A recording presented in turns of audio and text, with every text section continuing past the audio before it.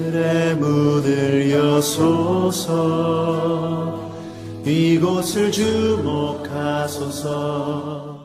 성도 여러분 안녕하십니까? 수요일입니다. 수요일 저녁에도 우리가 잠깐 하던 일들을 멈추고 우리 하나님 앞에 나아가면 좋겠습니다. 우리 다 같이 찬양합니다.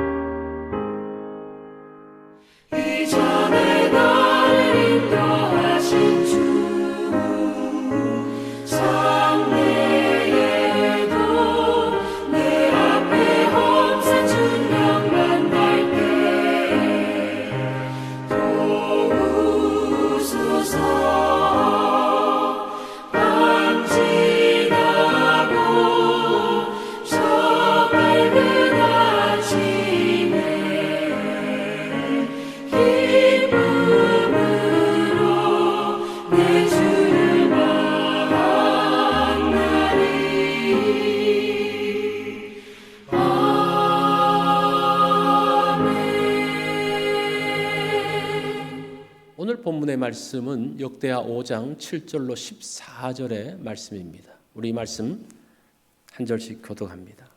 제사장들이 여호와의 언약궤를 그 처소로 메어 드렸으니 곧 본전 지성소 그룹들의 날개 아래라.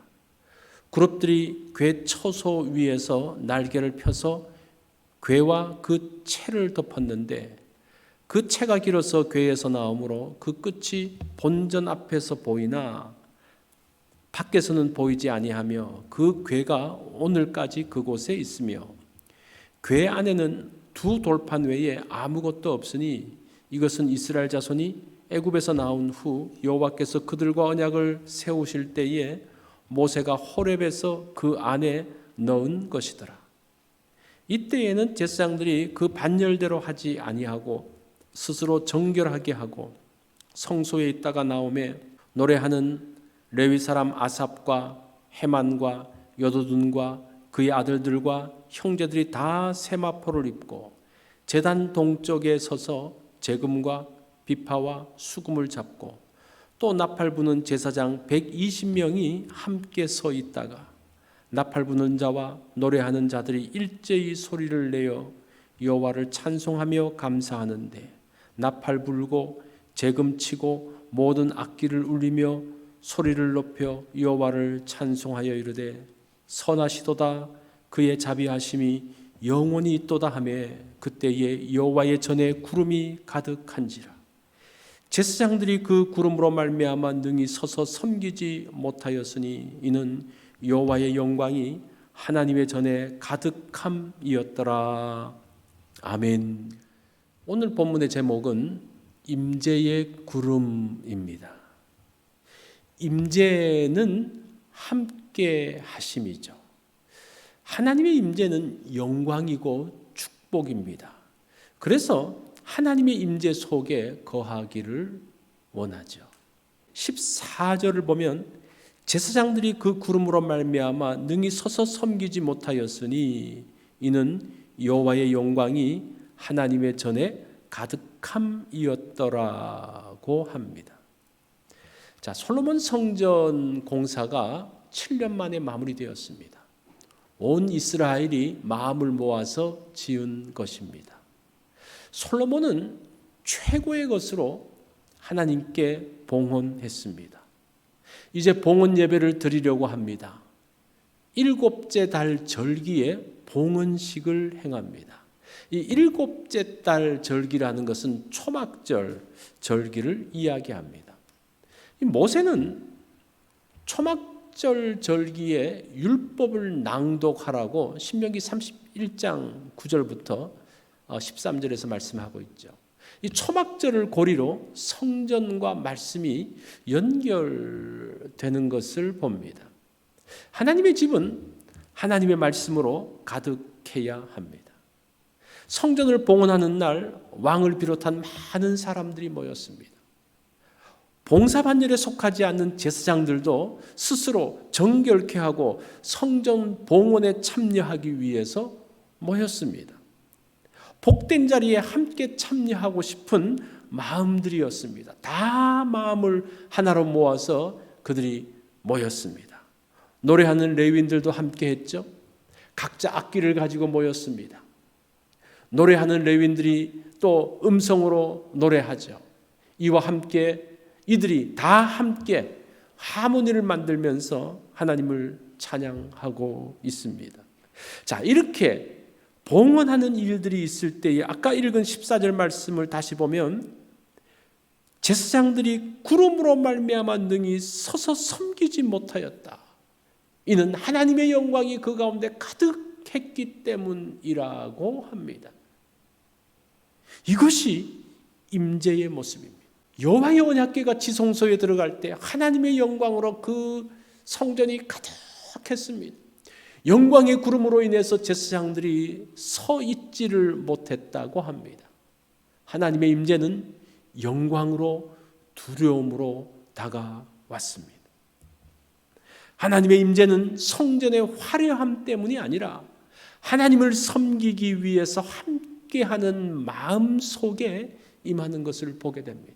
왕과 제사장과 온 백성이 마음을 모으고 있습니다. 사무엘상 4장 17절에 보면 거기서 이제 블레셋과의 전쟁의 장면이 나오는데 이렇게 말씀합니다. 소식을 전하는 자들이 대답하여 이르되 이스라엘이 블레셋 사람들 앞에서 도망하였고 백성 중에는 큰 살육이 있었고 당신의 두 아들 이 엘리에게 말하죠. 엘리의 두 아들 홈니와 비느하스도 죽임을 당하였고 하나님의 궤는 빼앗겼나이다. 자, 엘리 제사장의 아들 홈니와 비느하스는 블레셋과의 전쟁에서 승리하기 위해서 언약궤를 가지고 갑니다. 언약궤가 있으면 하나님이 그 가운데 함께 하시기 때문에 승리할 수 있다고 생각을 했습니다. 그런데 이스라엘은 전쟁에서 패했습니다. 여기에서 제사장 홈니와 비느하스가 죽었습니다. 하나님의 언약궤도 블레셋에 빼앗겼습니다. 언약궤가 있다고 하나님의 임재가 있는 것이 아닙니다. 하나님의 임재를 사모하는 마음이 있어야 됩니다. 하나님을 높이려는 마음이 있어야 됩니다. 그때에 하나님의 임재가 있고 그 가운데 하나님의 영광이 있는 것을 보게 됩니다. 예배에 하나님의 임재하심을 기다립니다. 성도들의 모임에 하나님의 임재하심을 사모합니다. 자, 그때 그러기 위해서는 하나님을 향해서 한 마음이 되어야 합니다. 하나님만 높이기 원하는 마음으로 함께 해야 됩니다. 그때에 하나님의 임재가 하나님의 영광이 임하는 것을 보게 됩니다. 우리 예배 가운데 임하시는 하나님의 은혜를 기다립니다. 함께 마음을 모아 하나님 앞에 나아가기를 원합니다. 자, 우리 속에 함께 하시는 주의 임재를 늘 사모합니다.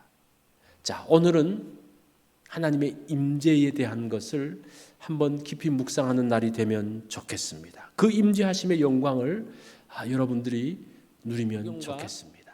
자, 오늘 적용을 해봅니다. 임재는 하나님께서 주도권을 갖고 계시는 겁니다. 나의 원함, 내가 하는 게 아닙니다. 하나님을 기쁘시게 함으로 임재가 이루어집니다. 자, 오늘 함께 하나님을 기쁘시게 하는 날이 되기를 원합니다. 어떻게 하나님을 기쁘시게 하시겠습니까? 그래서 그 임재를 누리는 날이 되면 좋겠습니다. 수요일 기도 제목입니다. 의료기관에서 수고하는 분들을 위해서 아직 코로나가 종식되지 않았는데, 아니 어떻게 보면 더 지금 두 번째, 세 번째 또 코로나가 시작되는 것으로 생각되어집니다. 그것을 위해서 수고하는 우리 의료기관의 분들을 위해서 기도가 필요합니다. 교회가 든든히 설 수 있도록 위해서 기도하고 교육관 건축을 위해서 또 기도해 주시기 바랍니다. 오늘도 성경 읽기 있는 것 여러분 기억해 주시기 바랍니다.